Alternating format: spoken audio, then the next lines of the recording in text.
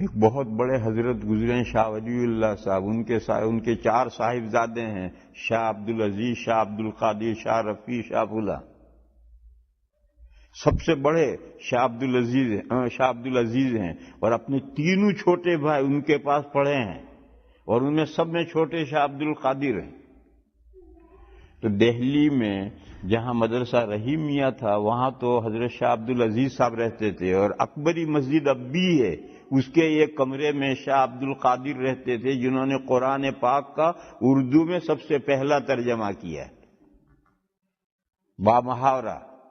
اور دوسرے صاحبزادے تھے شاہ رفیع الدین، انہوں نے قرآن کا پہلا ترجمہ کیا ہے تحت اللفظ۔ تو جب رمضان کا پہلا دن آتا تھا تو حضرت شاہ عبدالعزیز صاحب علیہ الرحمہ جو استاد تھے، بڑے بھائی تھے، ایک طالب علم کو بھیجتے تھے، جاؤ اکبری مسجد میں تراویح پڑھ کر آؤ۔ تراویح پڑھ کر آیا، شاہ عبدالعزیز پوچھتے تھے بھائی نے آج کتنے پارے پڑھے؟ تو طالب علم کہہ رہا کہ 1 پارہ پڑھا۔ تو شاہ صاحب اعلان کر دیتے تھے یہ رمضان 30 کا پورا ہوگا۔ وہ 1 پارہ پڑھتے رہتے تھے، یہ رمضان پورا ہوتا۔ اور اگر طالب علم کہتا ہے کہ بھائی نے آج 2 پارے پڑھے ہیں، تو شاہ صاحب اعلان کر دیتے یہ رمضان 29 کا پورا ہوگا۔ بات صاحب ہیں لوگ تو ان کو ایک کشف ہوتا تھا۔ کشف کیا ہوتا ہے؟ کشف سامنے کی پردہ ہٹتا ہے، اور آگے کی جو واقعات ہیں وہ نظر آتے ہیں۔ کیسے پردہ ہٹتا ہے اور کیسے نظر آتے ہیں؟ تم نے کبھی خواب دیکھا ہے؟ دیکھا ہے۔ آگے کی کچھ باتیں تم نے کبھی دیکھی ہیں، پھر تعبیر دینے والے نے تعبیر دی، تم نے پوچھیے پھر ایسا ہی ہوا ہے یا نہیں؟ اس نے خواب دیکھا کہ فلاں عورت کے لڑکا پیدا ہو، اور پھر لڑکا ہی پیدا ہوتا ہے۔ ایسا خواب دیکھا نہیں دیکھا کہ دیکھا۔ یہی کشف کی صورت ہے۔ نیند میں پردہ ہٹتا ہے آگے کے معاملات سے، اور خواب میں وہ معاملات دکھتے ہیں۔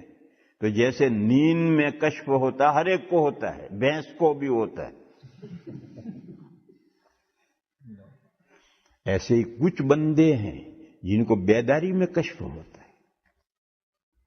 خواب میں تو ہر بندے کو کشف ہوتا ہے، ہو سکتا ہے، لیکن بیداری میں ہر بندے کو نہیں ہو سکتا۔ کچھ بندے ہیں جن کو بیداری میں بھی آگے کا پردہ ہٹتا ہے اور آگے کی باتیں نظر آتی۔ تو حضرت شاہ عبدالقادر صاحب علیہ الرحمہ اگر پہلے دن تراویح میں 1 پارہ پڑھتے تھے تو شاہ عبدالعزیز صاحب اعلان کر دیتے تھے یہ رمضان 30 کا پورا ہوگا۔ 2 پارے پڑھتے تھے، وہ اعلان کرتے تھے یہ رمضان 29 کا پورا ہوگا۔ معلوم ہوا کہ بڑوں کی سنت یہی ہے، روزانہ 1 پارہ پڑھو۔ آج کل لوگ اتنے بےتاب ہیں،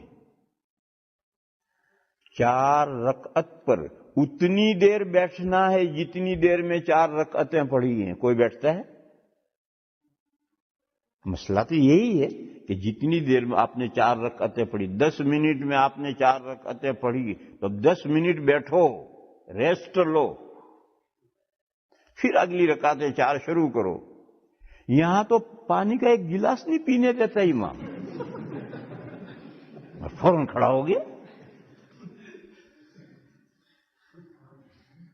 اور یہ تو ترویح کا معاملہ ہے۔ خود نماز کا حال یہ کر رکھا ہے کہ نہ ثنا پڑھتا ہے، نہ درود پڑھتا ہے، نہ دعا پڑھتا ہے، بس فٹافٹ قرات اور فٹافٹ رکوع سجدے اور فٹافٹ قاعدہ التحیات پڑھ کر کے اگر ایک چھوٹے سے چھوٹا درود پڑھو، پڑھتے پڑھتے سلام بھیج دو۔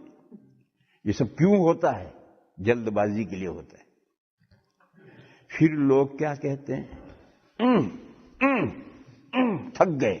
ارے تھک اس لیے گئے کہ 20 رکعت کنٹینیوس پڑھی ہے، اس لیے تھک گئے ہو۔ تھکنے کا سامان تو خود کیا ہے ہم نے۔ 20 رکعتیں ہم کنٹینیوس پڑھتے ہیں، تھکے گا نہیں تو اور کیا ہوگا؟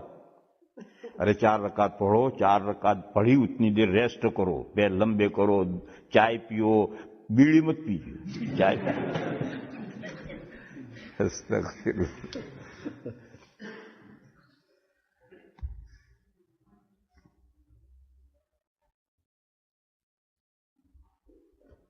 पूरी रात अगर तुम पढ़ते रहोगे नमाज, थकने का कोई सवाल ही नहीं।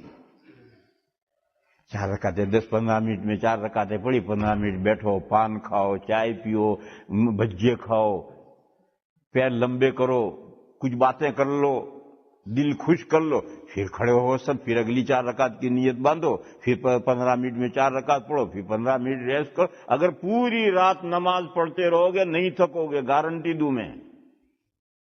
और ये जो हम थक जाते हैं, उस थकने की तो इसलिए थकते हैं कि हम तो सांस लिए बगैर धड़ाधड़ 20 पढ़ते हैं, तो थकेंगे नहीं तो और क्या होगा।